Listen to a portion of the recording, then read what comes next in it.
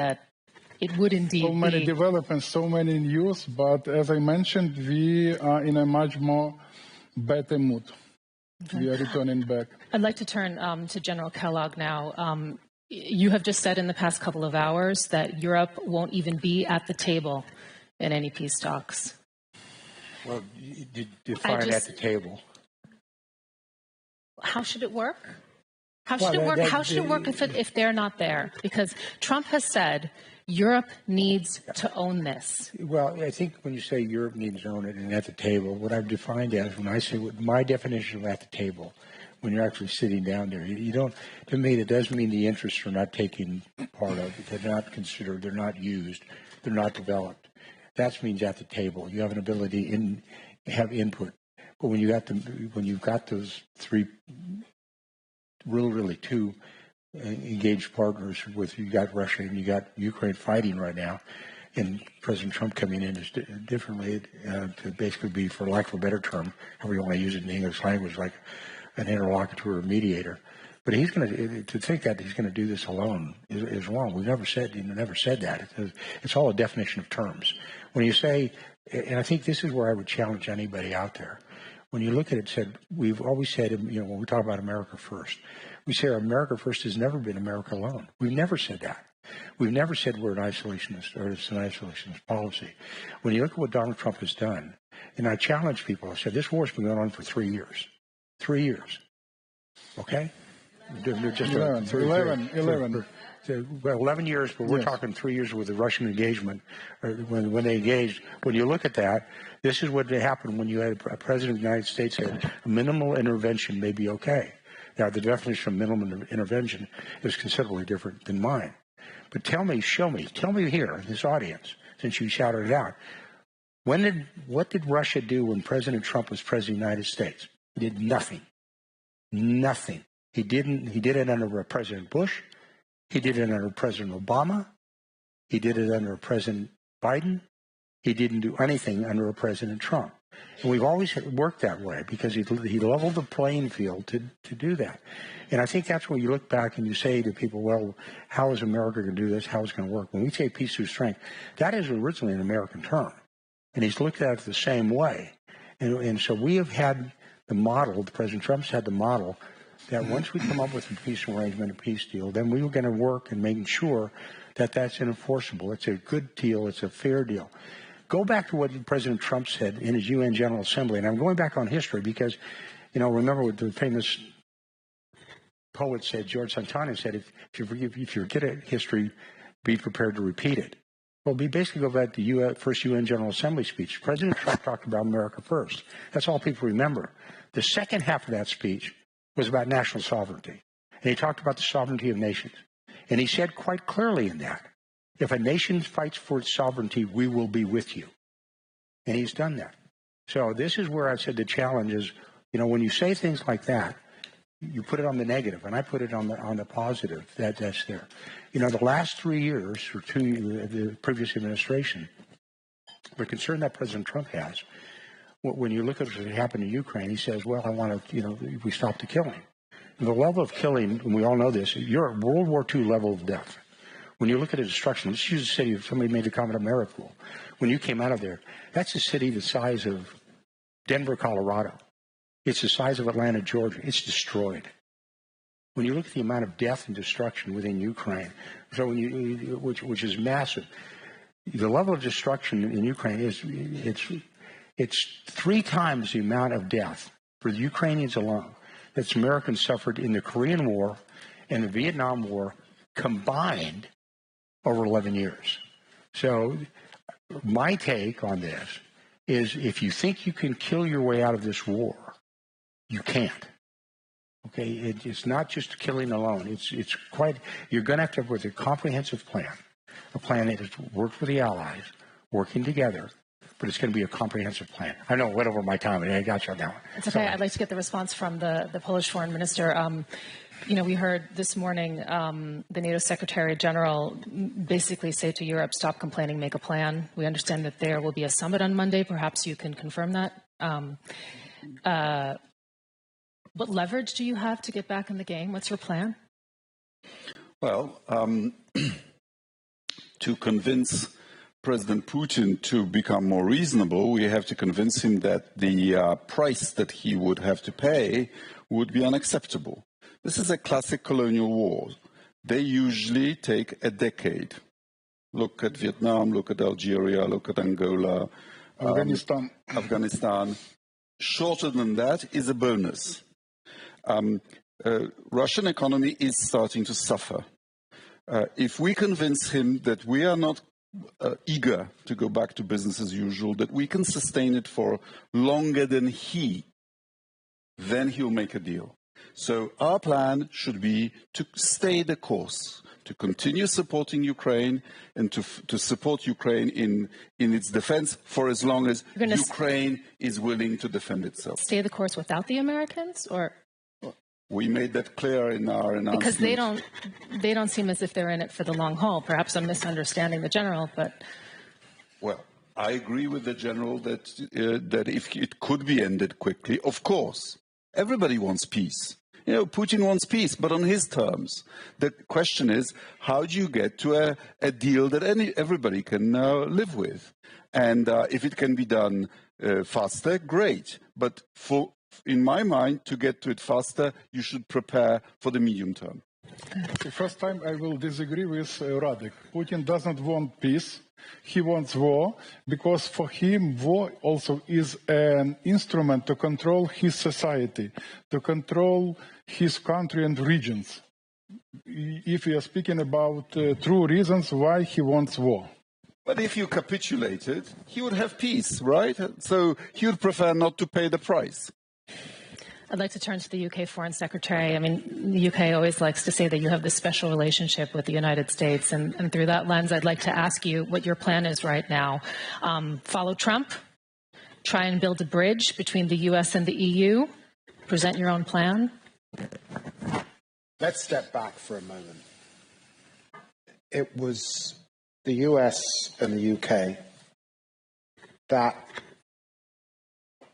3 years ago presented the global community, because of our shared intelligence capability, with a fact that many in Europe said couldn't happen, wouldn't happen, that Putin was about to invade Ukraine. And I was in Ukraine the month before that invasion, and I remember looking at all the faces of those young men and women in Kyiv who had lost their lives, because this story begins back in 2014. Since then, combined as a transatlantic alliance, we have supplied Ukraine with the military capability, with the humanitarian capability and the economic capability to fend off this war. And the bravery, the courage, the innovation in Ukraine, which often doesn't get talked about, the innovation in drone capability has been phenomenal, given that people said this would be over within a week. So that's what we've achieved. Today, there has been a conversation that our American friends have begun. It's talk about talks. There is no negotiated settlement. We know, our assessment is certainly, that Putin has showed no desire to negotiate other than to see a capitulation from our Ukrainian friend, which is something we cannot tolerate. And neither can our American friends tolerate that, because it would send a message to others, let's say Maduro, that, invade Venezuela, to China, have your imperial ambitions. And so we have to stand up to Putin. We know that. The truth is, in that negotiation, the question is on what terms, one, and two, what are the security guarantees that ensure that Putin does not come back for more, so that we have an enduring peace? And what we know, and it's a bitter pill, was that Minsk didn't work. He breached the OSCE monitoring exercise 20 times. It didn't work. So something's got to be in its place this time that works, and that's why we believe an irreversible pathway to NATO is important to keep on the table. Minister Sakaliene, how do you see the first steps to providing Ukraine the security guarantees that it needs and that would also make you feel comfortable? I mean, Lithuania everybody talks about how you are also in Putin's eyes quite closely. Well, first are of we all, talking about a European army going forward? What would you like to see in the short term, the medium term, the long term? Because Zelensky mentioned a European force this morning. I think that we are not starting from the most important moment. It's military muscle of Europe. You cannot guarantee security to anyone if you are not strong enough. And therefore, we have all been shaken a bit, I'd say, over the course of past 4 days. I came from Brussels to Munich, and in Brussels I saw a very interesting change in the room full of my colleagues in the course of 24 hours, when from this illusion that the United States are going to defend Europe, we came to a realization that we are going to defend ourselves with the help of the United States. And that's a bit different formula. And therefore, yes, we need to be in the room where negotiations will be, because we are going to bear the consequences as well, and we are going to be a part of it. But talks are just empty words if there is no money on the table. And we will have to put that money on the table now. We have debt of over 7 decades to the United States all over Europe. Okay, our region probably 3 decades, because we were occupied before that. But nevertheless, the United States paid for European security. This debt with interest came to our door right now, and we will have to deal with it if we want to help Ukraine. So security guarantees means that we have to have the capability to guarantee anything. Also to invest in Ukraine. Ukrainian defense industry and European defense industry and United States defense industry is a critical element of guarantee that Mr. Putin, after 2 to 3 years, or however long he will need, but let's not have illusion that it's going to be long, to finalize reform of his army, to continue the production of defense industry, well, in his case, aggression industry in his country, which is fast already. And if we want for ourselves to be strong and for Ukraine to be strong, that means Ukrainians who have technology, engineers, motivation, and we have twice as large capacity for defense production than we have money for it. That means also investing in Ukraine. And that also means that first step is financial instruments for all Europe to borrow as much as we can right now, to make acquisitions as fast as we can right now, to build defense factories as fast as we can now, and also involving defense industry and asking them to change the rules as well. The usual sustainable, careful business building rules no longer apply. We do not probably believe anyone in this room that there can be any sustainable agreement with Mr. Putin which can last long. I agree that Mr. Trump has had and hopefully will have an effect on Mr. Putin. But he is a person who is building his empire, and also I agree completely with Ukrainian colleague. Having a war on his soil is helping him as a dictator to thrive. But also China and Russia are going to combine their actions, and therefore our ability to have a military muscle will be needed when we will have both Europe and the United States to stand against both Russia and China in the next stage, which will come soon. I think that a lot of the shock that has happened at this, conference over the past couple of days is the manner in which the United States has chosen to engage with Putin. And General Kellogg, I'd like to address this to you, because the impression is that the U.S. has already given up leverage to Putin before talks have even started. The EU foreign policy chief actually used the word appeasement. She said it never works. You have previously suggested, and this is also before you were part of the administration and part of this effort, that both sides of the conflict will have to make concessions. What concessions will Putin have to make? Well, to me, there's going to have to be things like territorial concessions as well. Okay, some of it is unrealistic to expect where you'd want to go to, but it's territorial. It's subterritorial. It could be the engagement of refusing to use force, renouncement of the use of force into the future. From a political side, he's not going to downsize his military forces. Hopefully get rid of what we're going to try to do is basically force him into actions. And what you want to do is force him to actions maybe he's uncomfortable with. What I mean by that, as an example, right now is what we're going to do is try to break this alliance that he currently has. He's got an alliance around with North Korea that wasn't there before. He's got an alliance with Iran that wasn't there before. He's got an alliance with China that wasn't there before, meaning 4 years ago before. But let me just pivot real quickly before this, because what is really interesting to me is because now, which I think is very, very important, is how the Atlantic Alliance is coming together. Well, my response to the Atlantic Alliance, well, about time. Glad you showed up.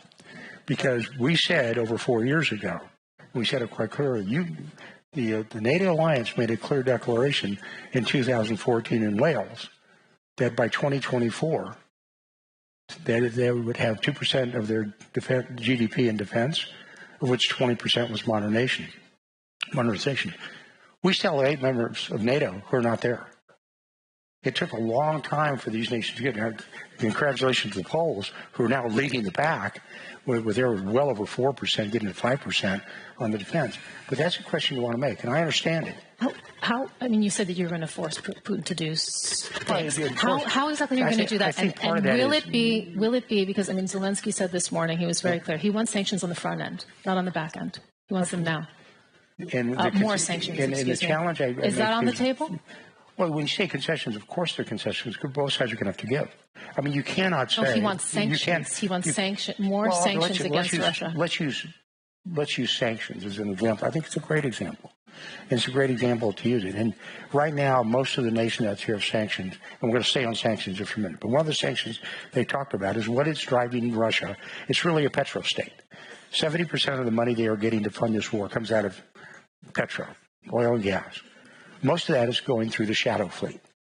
Most of that shadow fleet, 70% of that fleet, goes through the Baltics. Mm-hmm. We've intercepted 1 or 2 of those vessels. We, the United States, have sanctioned their fleet by name. The USS Kellogg, the USS Sikorsky, whatever's out there. And now you come up with a plan when you talk about sanctions. If you rate them on a level of 1 to 10, 1 being low, 10 being high, we're probably at a 6. But enforcement, they're about a level 3. So what you say, what does he have to give up? Well, maybe he gives up his oil revenue and we'll force him to do it. Because what you do is you start employing sanctions that break the economic back. We've done this before.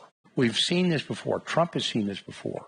We did it against the Iranians. We nearly broke the Iranians back with economic sanctions and oil sanctions. We turned around and we gave it back to them.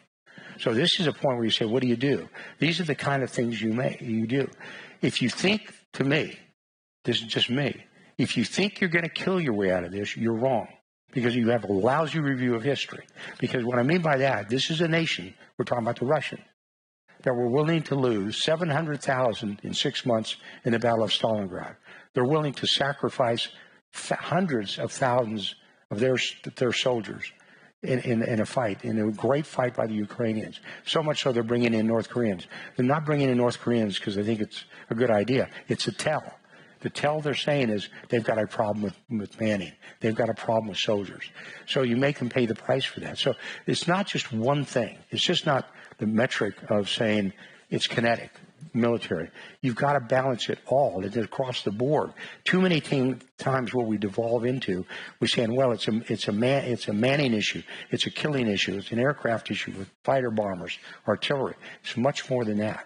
And what we're trying to say is it's got to be a comprehensive plan that ensures that he knows that we're going to snap back things, that there's going to be pressures on him that run across the entire gamut to put him on pressure.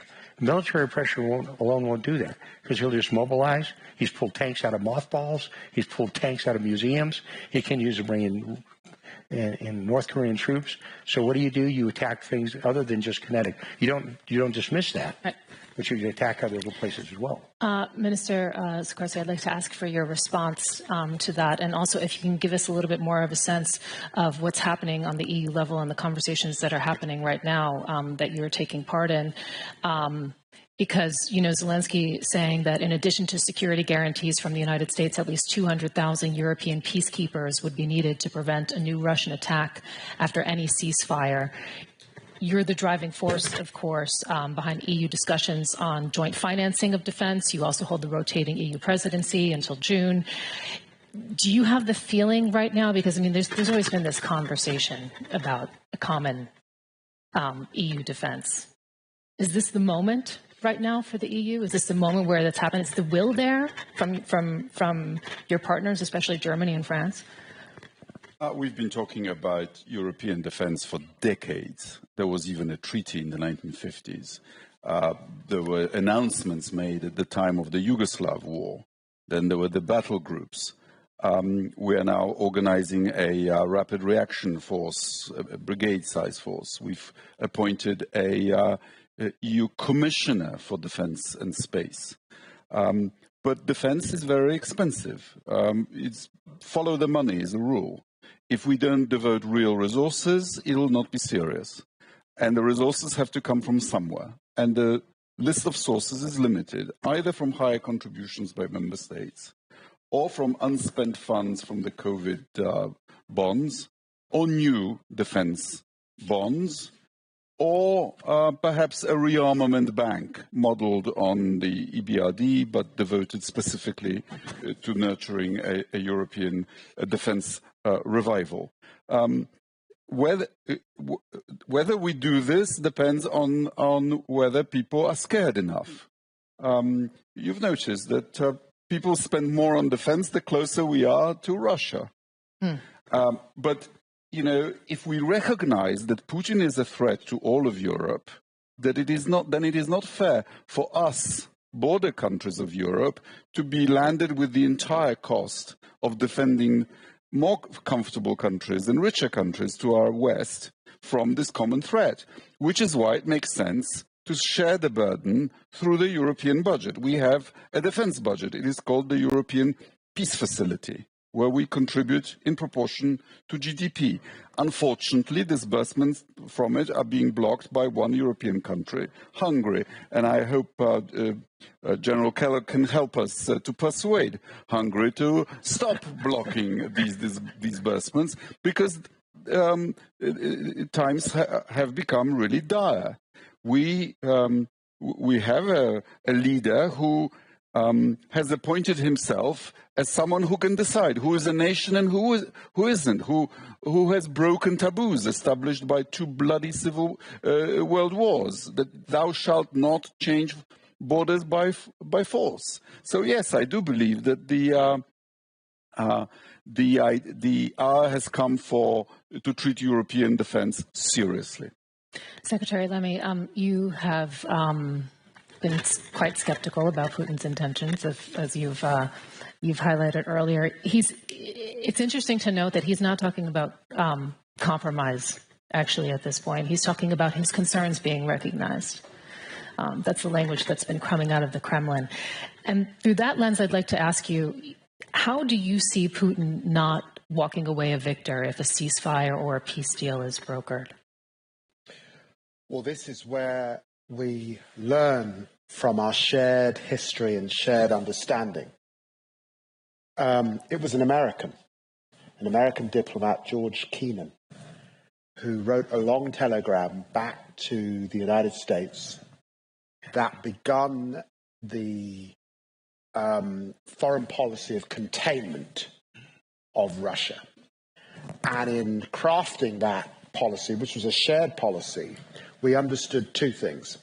We understood, and sadly Putin is indicative of this, there is a Tsarist tradition that he's leaning into, Peter the Great, Nicholas I, the worst of that period, imperial in its ambitions. And there is a Soviet tradition. Let's remember he's a KGB agent. He's a man of deception. And in negotiating with him, we have to understand that and relate to that. And of course, what we know is it's usually war that stops that ambition. To the south, the Crimean War. To the east, the Russian war with Japan. And to the west, the Cold War. And we should be deadly serious about those imperial ambitions. And I said in the House of Commons, as someone whose ancestors faced down imperialism, that we have to be real about that threat, which is why Radek is right, and our American friends are right, and have been right since Roosevelt, about European spending. And despite all that we have done, and it's now the case in Europe that we are spending 53% of the money on military effort is coming from Europe, 60% of the humanitarian aid is coming from Europe, but we will need to do more. Because combined across our GDP, it's about 0.1%. We can do better and must do better over this next period if we are to face down Putin. And that's the basis on which we go into negotiations, understanding the sharp lens of history. We have just a few minutes left. I'm, of course, going to give you the last word. But first, I'd like to turn to the defense minister from Lithuania to give us your last final thoughts. And I mean, your comment on how concerned are you that, we might be looking at competing visions, actually, for what might happen in Ukraine? How concerned are you that, about Ukraine's voice being heard in all of this? I'm actually mostly concerned about what we are going to do and how fast are we going to do that. So regarding support to Ukraine, I completely agree with Secretary Lamy that we need to agree that our support is measured not by words, but by money and guns. So Lithuania gave 0.25% GDP last year, and we are going to keep the pace. Really, EU can do 0.25% GDP as a brink, at least. But secondly, what are we going to do about us being a credible partner and being able to give any security guarantees? So again, we are a small country. We have now 4% GDP for defense, and we will have from 5 to 6% GDP to defense from 2026 to 2030. And that's not an easy decision. And we are a social democratic government. Nobody expected us to do that on the actually second day of our appointment to change those rules. But what we understand is that Mr. Putin is not going to change that the Tsarist and Soviet tradition, which I know on my family. I mean, I come from a family that was imprisoned, tortured, and murdered by Soviets. But at the same time, I understand that if we are absolutely and fully prepared for this imperialist war that Putin is planning to wage, then this is our only chance to avoid it. And that's what we need to do. And then we are able to help Ukraine. Otherwise, it's just talk. What do you think of all the talk we've heard on this panel? Interesting. Probably with most of the suggestions, ideas, I agree. But let me summarize. Transatlantic and Ukrainian security are indivisible. As never before, we need unity and strength. We have a very simple recipe how to end this war this year to achieve just, comprehensive, long-lasting peace. Leadership of the United States. President Trump says, if strong America, if America is strong, peace is at peace. The world is in peace. So that's why our approach, active, proactive engagement of United States really could give new dynamics, and we do really believe in this, and we are ready to discuss deeply with our American partners how to proceed. We are looking forward for the visit of General Kellogg to Ukraine, a very important visit. And what is important, and President Zelensky mentioned in today's speech, we should coordinate our positions before we will approach to Russia. Now about recipe, once again. Leadership of the USA to raise the price for further aggression to Russia. Sanctions, frozen assets, price of the oil. So we have these very effective instruments. And the last point, to strengthen Ukraine, to strengthen our position, and we are ready to keep our resistance. Thank you. That concludes the panel portion of this. We have an absolutely packed room, and we're going to have a microphone going around. So if you have a question, please do raise your hand. We will get to you. And I'm just going to look around the room. Tikhanovskaya, please. Svetlana Tikhanovskaya, Belarus. Today, President Zelensky said that the eastern borders of Europe must lay to the eastern border of Belarus as well. So my question is to General Kellogg and all the panelists. how we make sure that Belarus will not be given as consolation prize to Putin, and what is your policy towards illegitimate Lukashenko, who is continuing to conduct terror and direct our country into the war, and to Putin? Thank you. General Kellogg.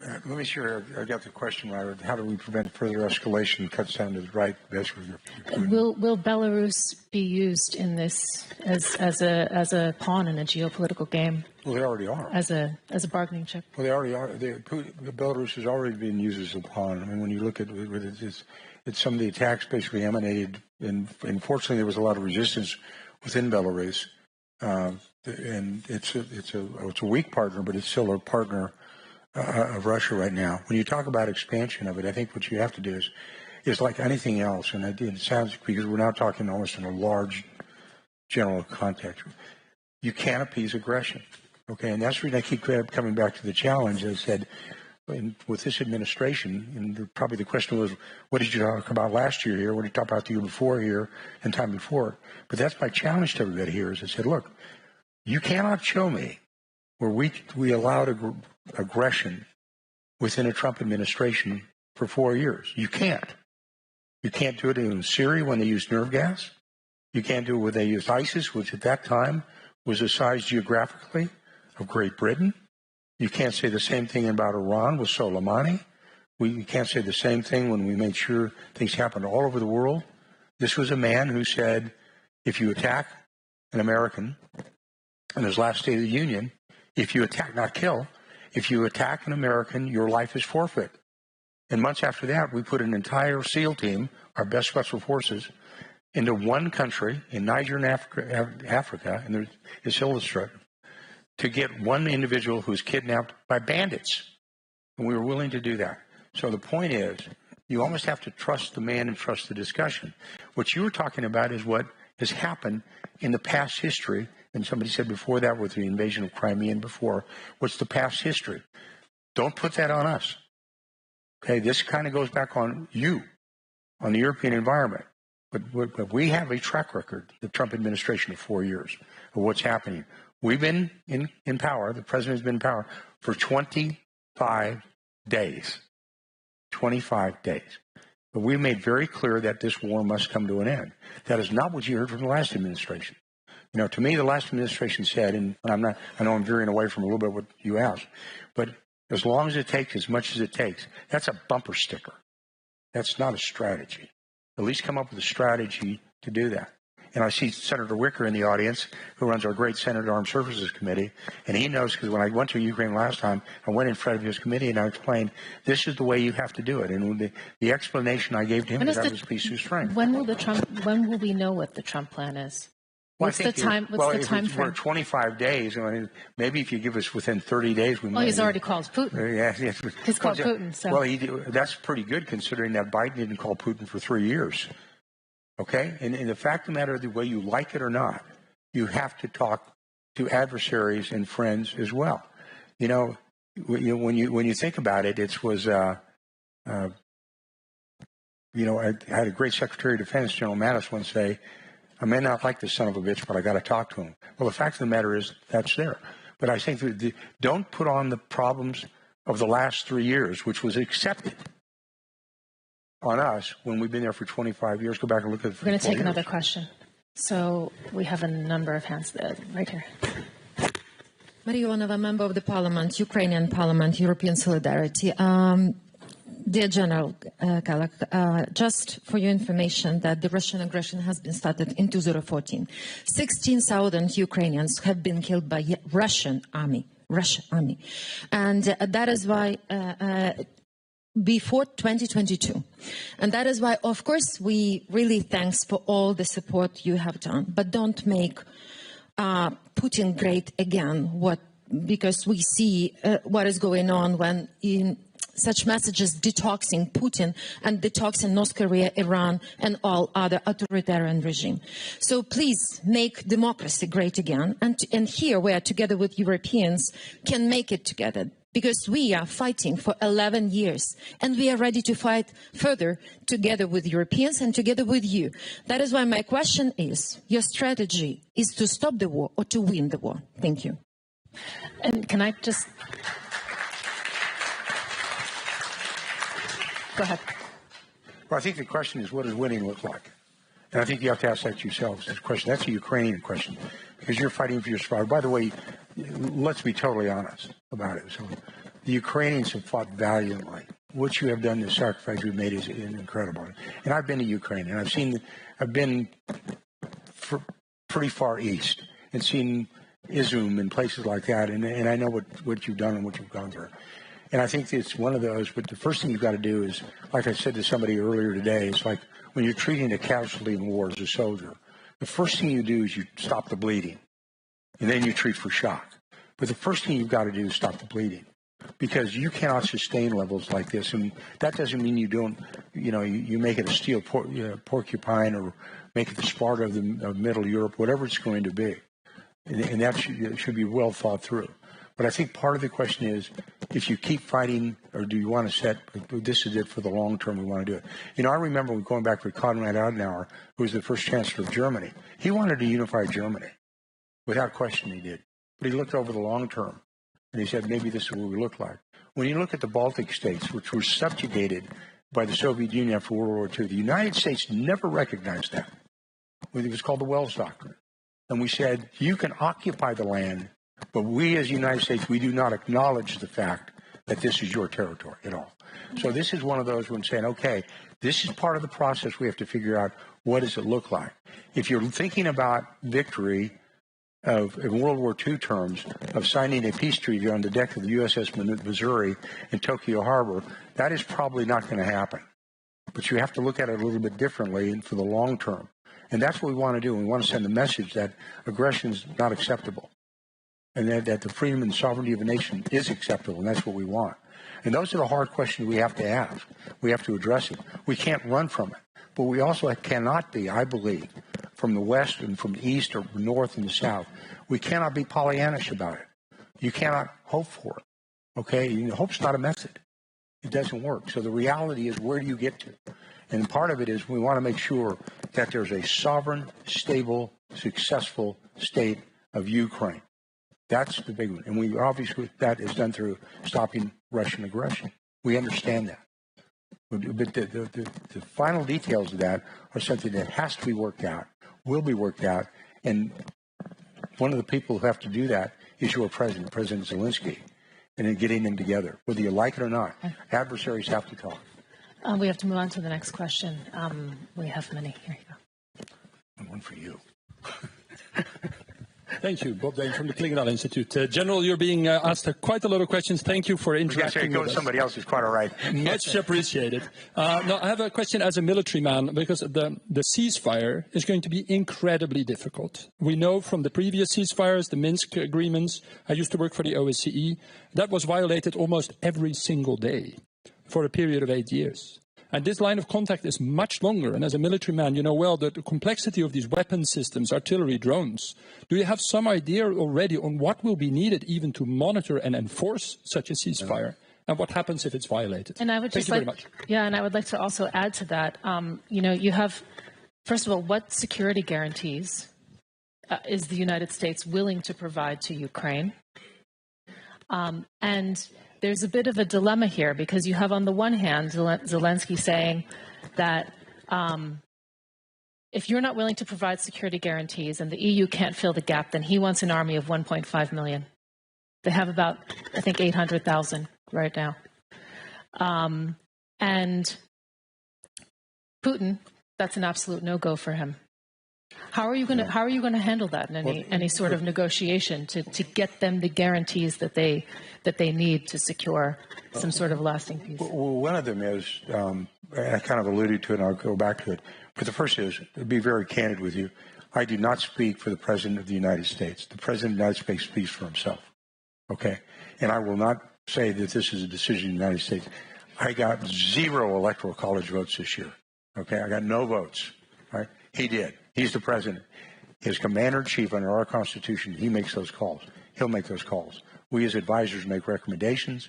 And so when I say this is what they'll be, I don't know what they'll be, because that's his call, not my call. When it comes to violations, that's what I made to earlier. is this is when I say you have to take a measure. And historically, if you do it, you're good.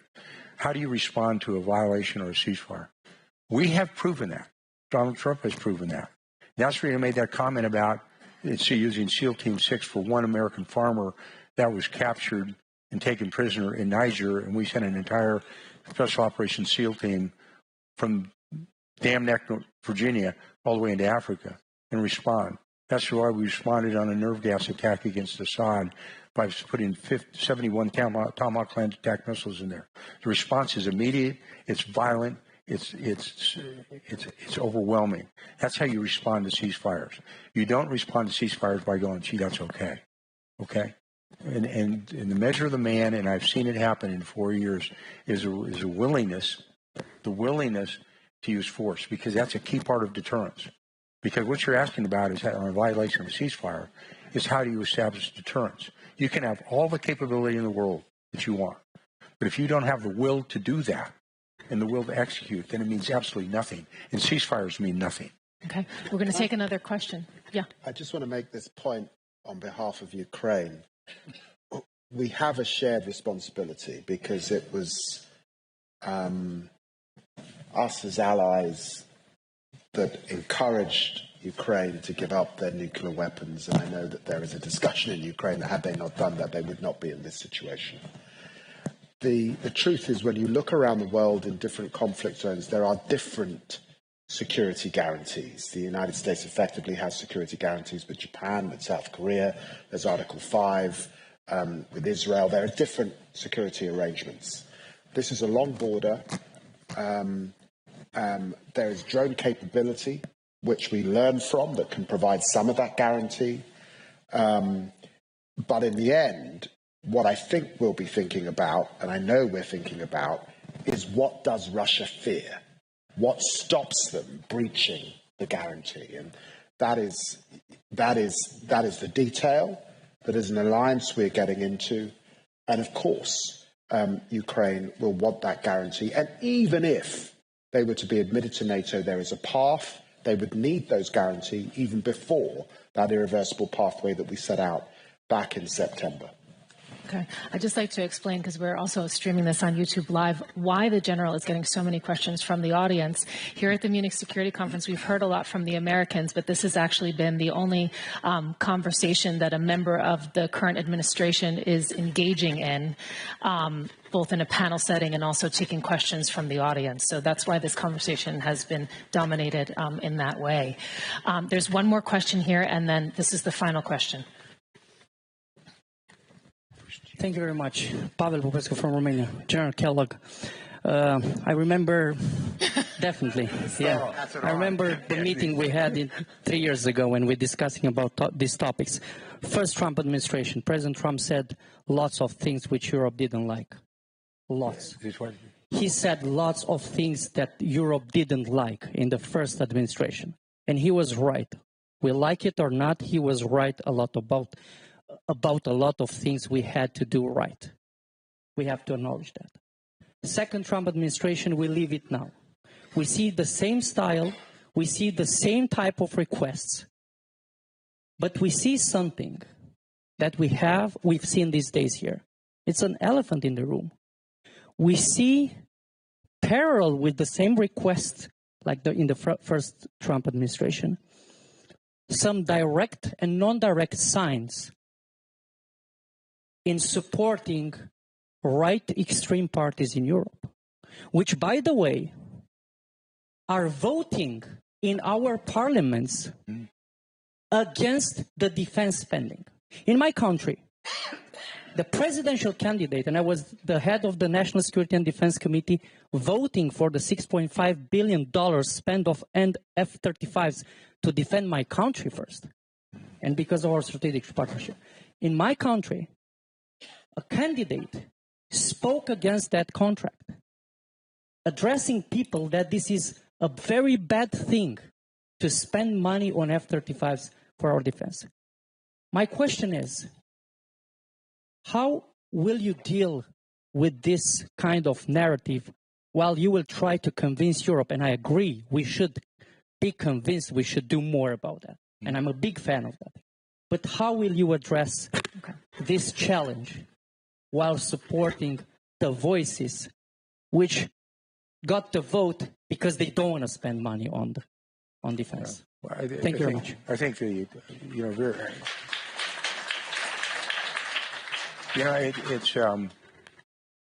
I think when you talk about issues like that, that's your issue, not our issue. It's sort of like what was happened today and I'll give you an example. It's a parallel issue. When I was asked about Ukrainian elections today, I said, that's the issue for the Ukrainian people. The same issue, that's the reason why, as a democracy, you get a chance to vote about it. And it's one of those things where I think there's a cautionary note that one of our founders of our Constitution, Benjamin Franklin, was asked a question when he came out of our Constitutional Convention. He said, Mr. Franklin, what have you given it? What have you given us? And his response was, a republic, if you can keep it. So I think this is one of those, that's a question that you need to ask yourselves internally to every one of your nations. That's not a question you should ask the United States. Everybody's can chip in on the side. They do. We will. You will. But this is one that I think you have to answer yourself, not to me.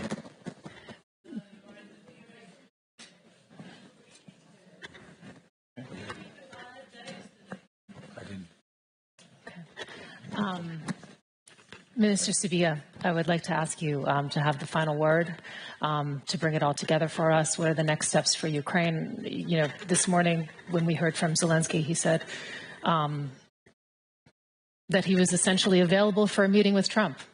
He was asking for it emphatically. What comes next in the next days and months for you? So first, I would like to confirm that David has a right to speak on behalf of Ukraine, definitely. And you deserve this right. So once again, unity and strength. We do really have a chance to end this war this year by demonstrating strength, by implementing concept which was also announced by President Trump, peace through strength. We have clear understanding how we could proceed with this. We need support of the United States. We need to coordinate our efforts. And probably to predict, to prevent such a situation when we were not aware about something about us. Nothing about Ukraine without Ukraine. We will never accept any initiative which was elaborated without us. We could not expect easy How would your non-acceptance scenarios. look? We know how to resist. You see, we prove this at the battlefield also. So we do really believe that we could get new dynamics in our peace efforts. And we are ready for this. Okay, thank you so much, everyone, for joining us for Peace Through Strength, a plan for Ukraine. This has been a conflict zone from the Munich Security Conference. Thank you so much for your time. Thank you so much, Foreign Minister. My pleasure. Yeah, really a pleasure to see you.